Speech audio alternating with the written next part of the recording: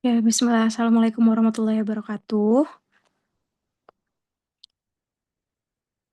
Ya, semoga semuanya dalam keadaan sehat walafiat ya.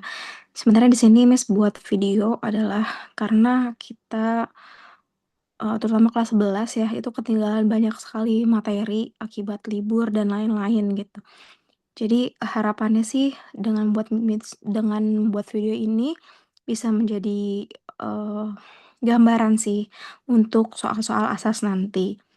Nah, di sini untuk, asas itu ada 2 topik yang akan keluar. Yang pertama ada reproduction system ya. Nah, untuk, sistem reproduksi ini udah pernah dibahas dan insyaallah sepertinya kalian semua udah bisa. Terus yang kedua adalah mengenai sistem koordinasi. Sistem koordinasi, masalahnya ini belum semua kelas rata saya jelaskan gitu. Yang udah semua dijelaskan sih kelas A ya. Jadi, untuk kelas B dan C harapannya sih bisa nonton video ini dan bisa menyimak dengan baik sehingga mudah nanti mengerjakan soal-soalnya. Sebelumnya mungkin saya bakalan review sedikit lagi mengenai neuron, kemudian dan sistem indera. Ini sebenarnya materi baru untuk di kelas B maupun di kelas C. Silakan disimak. Oke, untuk review yang pertama ini mengenai neuron atau sel saraf. Sel saraf nanti untuk di soal-soalnya kalian diminta untuk menjelaskan sih bagian-bagian dari, neuron ini, termasuk tiap-tiap fungsi pada bagian selnya, mulai dari dendrit sebagai menerima pertama kali rangsangan atau impuls, kemudian nukleus sebagai, inti dari sel sehingga dia mampu untuk mengatur segala aktivitas sel, kemudian ada sel body ini menerima impuls setelah dari dendrit, kemudian nih selubung mielin ini fungsinya adalah untuk melindungi akson ya sebenarnya ya. Kemudian ada di dalam selubung mielin ini ada sel-sel Schwann yang fungsinya adalah untuk memproduksi selubung mielin. Kemudian ada akson, ya sepanjang ini adalah akson, fungsinya adalah untuk mempercepat proses rangsangan. Kemudian ini bagian-bagian dari akson yang tidak terbungkus mielin yang disebut dengan, apa namanya, astagfirullahaladzim saya lupa, nanti saya cek lagi ya. Terus kemudian diakhiri dengan sinaps. Sinaps ini adalah ujung dari sel saraf yang fungsinya adalah untuk, bertemu dengan sel saraf lainnya. Jadi nanti dia akan bergabung dengan dendrit-dendrit baru, seperti itu. Nah, kemudian yang kedua, ini adalah mengenai macam-macam dari sel saraf. Sel saraf itu ada yang aferen atau sensorik. Sensorik itu berarti berhubungan dengan rasa, makanya dia di dekat dengan area-area kulit, berhubungan dengan saraf, nih.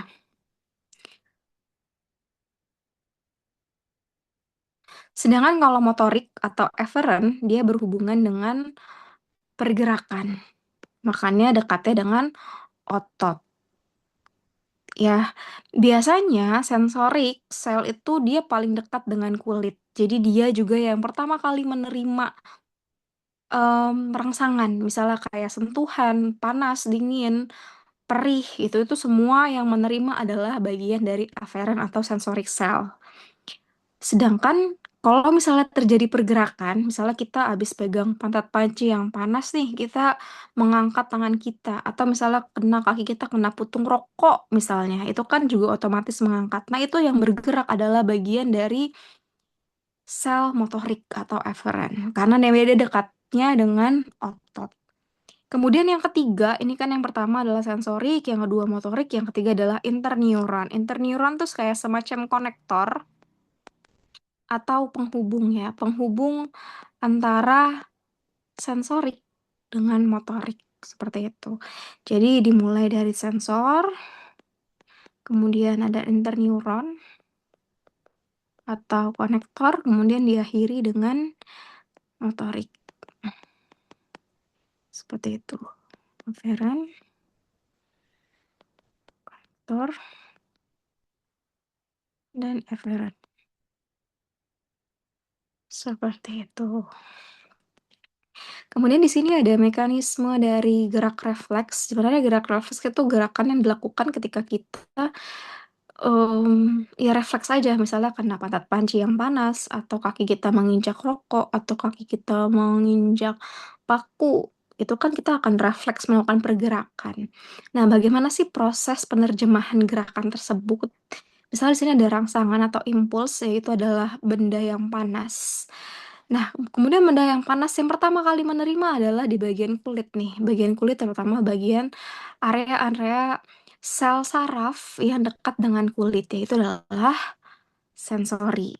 Nih, sensori. Jadi sensori ini akan menerima impuls panas ya dari sel saraf. Kemudian eh dia akan diteruskan ke bagian spinal cord atau sumsum tulang. Kemudian dari sumsum tulang, proses dari mekanisme gerak refleks akan diteruskan ke bagian motorik atau pergerakan. Kemudian dari pergerakan nanti akan diteruskan kepada muscle atau otot sehingga terjadinya pergerakan.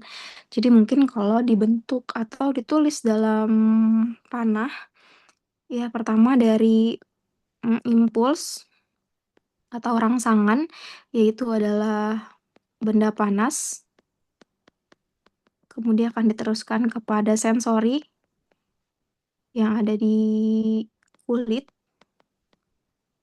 kemudian akan diteruskan kepada sumsum tulang atau spinal cord.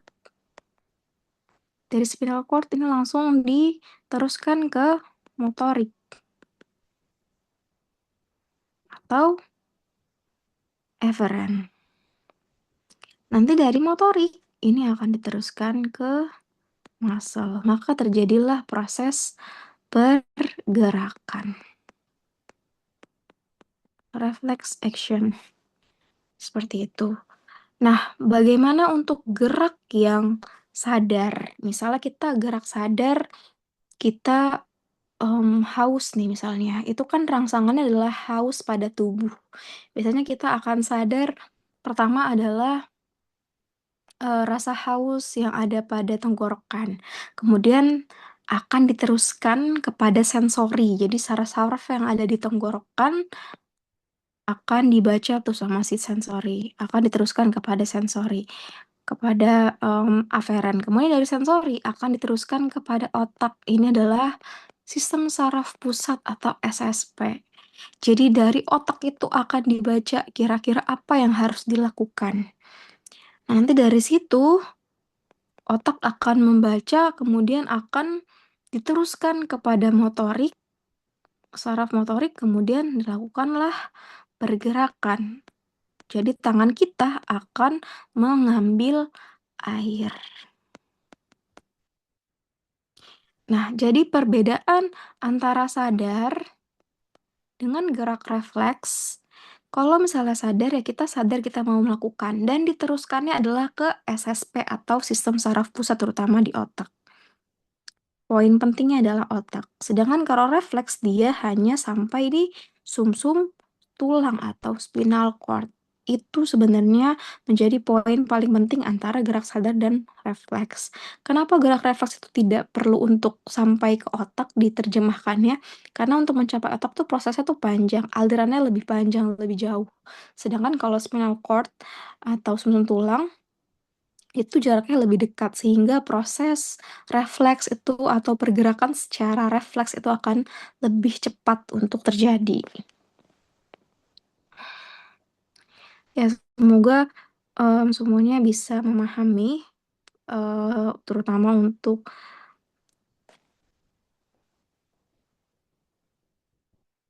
macam-macam organel pada neuron, kemudian perbedaan antara motorik dan sensorik sel, kemudian mekanisme dari gerak refleks. Nah, kita move ke bagian poin yang subtopik yang ketiga yaitu adalah sistem indera.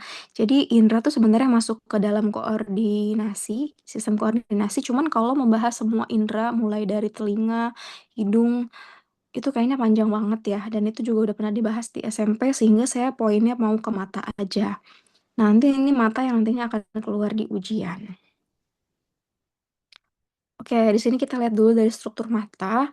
Saya nggak jelasin detail kembali mengenai apa aja fungsi-fungsi bagian dari mata, cuman saya akan fokusnya ke retina. Jadi dalam anatomi mata, kita punya yang namanya retina. Retina itu fungsinya ada untuk apa sih sebenarnya? Dia adalah bagian yang sangat penting dalam menangkap cahaya. Jadi cahaya yang kita lihat di dunia itu akan ditangkap sama retina, itu akan diterjemahkannya di retina. Jadi dia akan mengkonvert apa namanya cahaya ke sinyal saraf atau saraf sinyal. Nah, kalau misalnya kita lihat secara histologinya lebih jauh mengenai sel-sel pada retina, di sini kalian lihat di sini ada rod cell dan cone cell. Nanti saya akan jelaskan lebih lanjut di slide selanjutnya.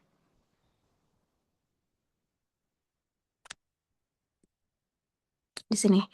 Oke, jadi kalau misalnya kita lihat secara histologi dari retina, retina itu punya dua macam sel. Ingat ya, retina adalah bagian pada mata yang fungsinya adalah untuk menangkap cahaya. Disitulah kita bisa melihat warna, bisa melihat jelas warna merah, putih, hijau, dan lain-lain. Itu karena adanya sel-sel yang ada di sana, yaitu adalah konsel maupun rod cell. Nah, bedanya apa antara konsel dan rod cell? Pastinya kalau konsel dia bentuknya seperti kerucut. Dan kalau kalian lihat dia tuh warnanya tuh colorful banget. Ada yang biru, merah, hijau gitu. Sedangkan kalau rod cell atau sel batang memang bentuknya dia panjang-panjang seperti batang dan dia itu sifatnya tuh monokrom. Jadi dia hanya melihat warna yang gelap hitam atau putih aja. Nah, jadi bedain ya, dalam retina, retina itu kan adalah bagian yang bisa menangkap cahaya. Bagian cahaya yang terang, nih ya, yang terang atau colorful, itu dibacanya di bagian konsel atau sel kerucut. Sedangkan ketika kondisi gelap, misalnya pada malam hari, itu diprosesnya di bagian rod cell atau sel batang. Nah, kemudian berhubungan dengan em, penangkapan cahaya pastinya membutuhkan pigmen. Pigmen itu yang memberikan warna sebenarnya pada mata. Nah, di sini ada yang namanya rodopsin. Rodopsin tuh kayak semacam komponen yang menyusun rod cell atau sel batang. Jadi, rodopsin adalah pigmen. Pigmen tuh zat warna ya, yang terdapat pada sel batang. Jadi dia yang bisa membuat sel batang itu bisa bekerja secara optimal. Nah, dalam proses kerjanya rodopsin itu kan nantinya akan mempengaruhi kerjanya dari si rod cell ya. Nah, dalam pekerjaan si rodopsin itu sangat dipengaruhi sama vitamin A. Jadi, adanya vitamin A ketika seseorang itu mengkonsumsi vitamin A dalam jumlah yang baik, misalnya kalian nanti bisa cari ya vitamin A tuh di sumbernya tuh dari mana aja sih. Setahu saya di wortel ada, kemudian di jenis susu-susu juga ada, kemudian daging-dagingan juga ada. Jadi banyak vitamin A yang ditemukan di nabati maupun hewani. Nah, ketika seseorang itu mengkonsumsi vitamin A yang cukup, maka rodopsin yang diproduksi juga cukup sehingga proses penyerapan atau menangkap cahaya pada area sel batang itu berlangsung dengan maksimal, terutama saat gelap gitu. Jadi orang tuh kalau konsumsi vitamin A dia akan bisa melihat dalam kondisi yang gelap gitu, lebih maksimal. Nah, orang-orang yang kekurangan vitamin A nantinya akan mengalami degradasi atau pengurangan kerja dari si rodopsin. Akhirnya apa? Orang itu jadinya nggak bisa melihat dalam kondisi yang gelap karena rod cell-nya bermasalah. Kenapa rod cell-nya bermasalah? Karena kekurangan vitamin A. Kalau kekurangan vitamin A, berarti kekurangan Sekresi dari rodopsin. Kalau rodopsin yang nggak ada, maka kinerja dari rod cell nggak berlangsung maksimal. Akhirnya dia nggak bisa melihat dalam kondisi yang gelap. Kondisi tersebut disebut dengan yang namanya penyakit rabun senja atau rabun ayam, di mana seseorang itu nggak bisa melihat jelas dalam kondisi yang gelap. Seperti itu. Insya Allah semoga bisa dipahami ya. Kemudian untuk macam-macam penyakit, sebenarnya kita basic sih bahasa tentang rabun dekat, rabun jauh, dan silinder. Tapi sebelum itu kita lihat perbandingannya untuk yang mata normal terlebih dahulu. Orang yang kondisinya normal tidak mengalami masalah pada matanya disebut dengan emetrop. Gitu. Kenapa seseorang itu bisa normal? Misalnya ini adalah cahaya. Ini adalah cahaya yang dia tangkap dari luar. Tadi kan fungsi siapa yang berfungsi sebagai menerima cahaya itu adalah bagian retina. Retina tuh letaknya ada di sini, retina. Jadi sepanjang garis ini adalah retinanya. Dan titik seseorang yang normal, titik apa namanya? Titik penangkapan cahayanya itu jatuh tepat di retina. Aduh, ya jauh tepat jatuh tepat di retina. Jadi tepat di sini. Makanya dia bisa melihat dengan normal. Kita compare dengan beberapa penyakit seperti miopi. Miopi itu maksudnya rabun jauh atau em, minus ya, mata minus. Hiperopia itu rabun dekat. Biasanya ini dimiliki oleh lansia atau plus ya, mata plus bisa dimiliki oleh lansia. Kemudian ada astigmatism, ini adalah mata silinder.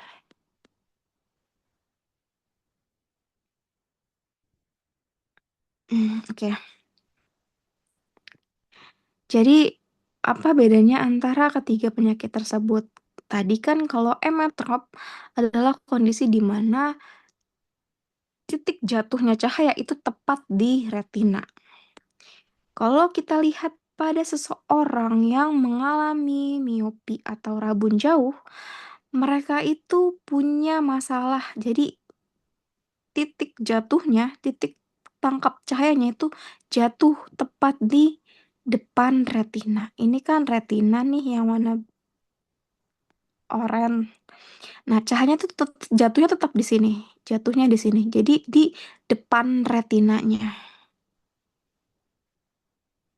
Nah, ini kalau yang nomor dua ini ketika sudah diberikan lensa, maka penglihatannya normal jatuh tepat di retina dengan bantuan lensa ya.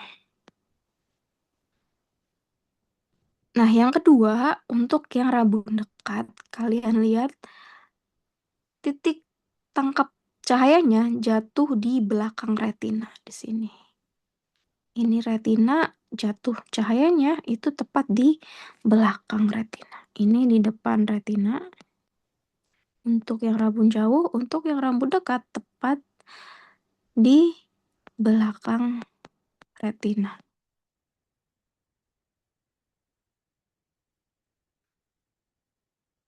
Nah, ini untuk yang gambar di bawahnya adalah kondisi di mana ketika sudah diberikan lensa cembung, sehingga penglihatannya titik jatuhnya tepat di retina. Ini lensa cekung.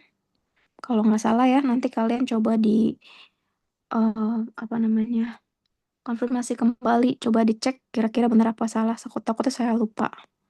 Ini lensa cembung. Kemudian untuk yang silinder atau astigmatism, dia itu sebenarnya kalau aslinya titik jatuhnya itu jadi dia tuh berbayang, jadi banyak arahnya. Jadi kayak bias gitu. Jadi nggak di satu titik di depan retina, tapi jatuhnya tuh bias gitu, banyak gitu, ke banyak bagian. Jadi nggak cuman fokus di satu bagian depan retina cuma satu, tapi ada banyak gitu. Sehingga makanya orang yang punya silinder ketika malam hari nih kena cahaya dia tuh pasti penglihatannya tuh kayak pecah-pecah gitu, kayak apa ada garis-garisnya gitu itu. Karena memang cahaya tuh jatuhnya tuh bias gitu. Itu untuk yang silinder seperti itu. Nanti ini akan ada di ujian. Semoga kalian bisa menyimak dengan baik apa yang saya sampaikan dan semoga bisa bermanfaat untuk yang saya sampaikan dan semoga Allah mudahkan kalian dalam ujian asas kali ini. Good luck untuk semuanya. Semoga hasilnya, nilai-nilainya akan jauh lebih meningkat dibanding semester sebelumnya. Mungkin itu aja dari saya. Jika ada yang mau ditanyakan kembali, misalnya mengenai endokrin, nanti bisa di PC aja ya. Atau kisi-kisinya nanti akan menyusul.